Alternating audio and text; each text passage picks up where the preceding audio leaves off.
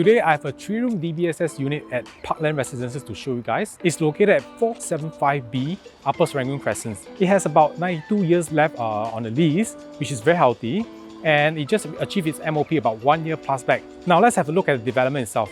Parkland DBSS has a total of 680 units, and out of these 680 units, there are 136 3-room units, and it consists of 4 blocks altogether. We are at block 475B, and the unit itself has the best of both worlds. We are facing the inner side with no west sun. It comes with a landscape deck view, and at the same time is high enough to get an unblocked view all the way to Kingsford Waterbay side. Before we start the home tour, let's see why this is a location that you should consider as your next home. If you like to exercise, Punggol Park is just right beside, and there is a very long network of park connector which you can start walking from Punggol Park to. For drivers, you're just within a few minutes drive to KPE and TPE, and you're only about 11 minutes drive to IKEA, Giant Hypermart, and Courts via Tampines Road. We are also in between Hougang MRT and Buangkok MRT, and there are only 3 bus stops away for either stations. Personally, I've done a walk to Hougang MRT, and I'm glad to say that I took about 7 to 8 minutes walk at normal pace. We also have Hougang Mall, Kang Kar Mall, Hougang Central, and Midtown at close proximity, and they will be one of your immediate areas to get food and groceries. You'll also find a coffee shop just right at the multi-story car park at block 475, and just a short walk away to Hougang Capeview multi-story car park, there is an NTUC, fast food restaurant, a coffee shop, bakery, and of course many small shops over there for you too. In terms of schools, for families with primary school going kids, you'll be glad to know that within 2 km there are a lot of primary schools like CHIJ Our Lady of the Nativity, North Vista Primary School, Punggol Primary School, Holy Innocent Primary School, Xinmin Primary School, and Rivervale Primary School. So there is no lack of choices over here. Okay, here we are in the unit. Let's have a look at the floor plan first. Okay, in this layout, 3-room DBSS, there is a kitchen, a bomb shelter, a study area, 2 bedroom, 2 bathroom, living and dining, and also balcony. Okay, right where I'm standing is the main door area, and to my left is the kitchen. So let's have a look at the kitchen first. Okay, as you can see, right, the kitchen has a very regular and straightforward layout. On my left and right, you get all the typical top and bottom cabinets, alright? They're all in very good condition. But aside from the functions of the kitchen itself, there's a few things that I need to highlight. Okay, number 1, you realize that this kitchen is actually very bright. Why? Because through these 2 panels of window, you can see that it's actually quite unblocked. Unlike some other units where their kitchen window is usually facing the corridor, or if not, they are facing the wall of another block at a close proximity. So therefore, it's actually quite dark, and you don't really get good air ventilation. Another thing I need to highlight is that both the owners are actually busy professionals, so they don't really have time to cook. By the time they finish their work, right, it's really so late. So what they do is they just go down and tapao, or they just do very simple cooking on the induction cooker. The kitchen stove, which is covered up now, and the hood has never been used ever since they moved in.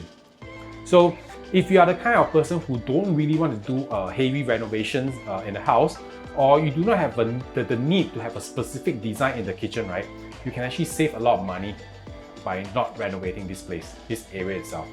Okay, before we move on to the main living area, on my left is actually the bomb shelter, which you can use it as the storeroom. On this part, if you have seen the layout earlier, this is the designated study area which the owners are using it as their main dining area now. And to my left, this is actually the designated dining area, of which you can probably add extra seating area or sofas.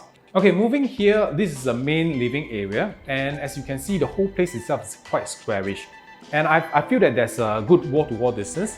If you are looking to redesign this space, I think it would be quite easy for you to do that. Alright, now let's move on to the balcony area.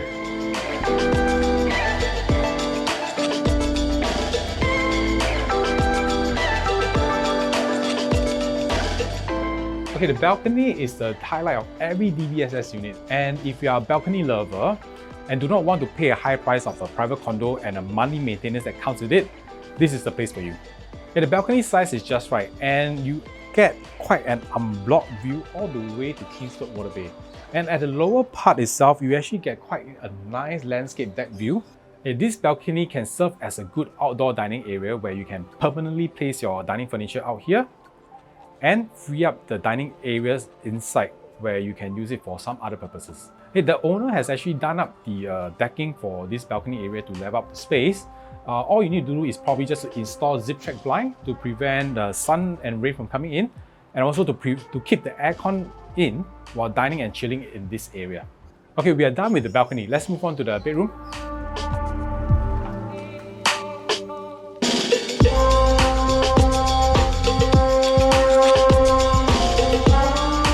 Right before we enter the common bedroom, this is where the common bathroom is. What I like about this common bathroom is that it has never been used before, since day one, because the owner is using it as a store. So if you're okay with the original design of this bathroom itself, right, it will be a plus point for you. Okay, another thing that I need to highlight about this unit is that there is no long corridors leading to the bedroom. Unlike those 4-room flat or 5-room flat that you see, the newer one.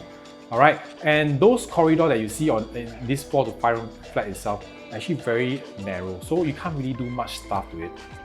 But with this, you'll find none of it, and therefore I think the layout itself is actually quite efficient.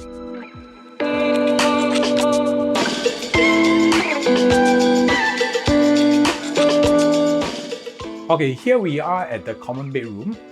The owner is currently using this as a study room. So if you clear all the stuff out here, right, you can accommodate a single size or super single size bed. And the owner has also done up a wardrobe that is full height so that you can store all your stuff all the way to the top. The bedroom itself also comes with parquet flooring and also an air condition that is hardly used. Alright, let's move on to the master bedroom.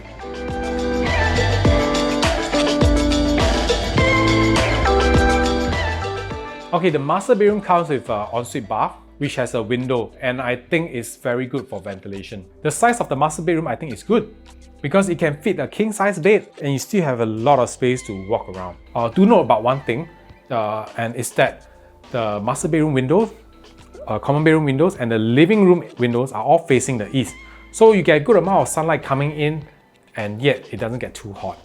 Earlier on, I went through with you on the locations, schools, and amenities around.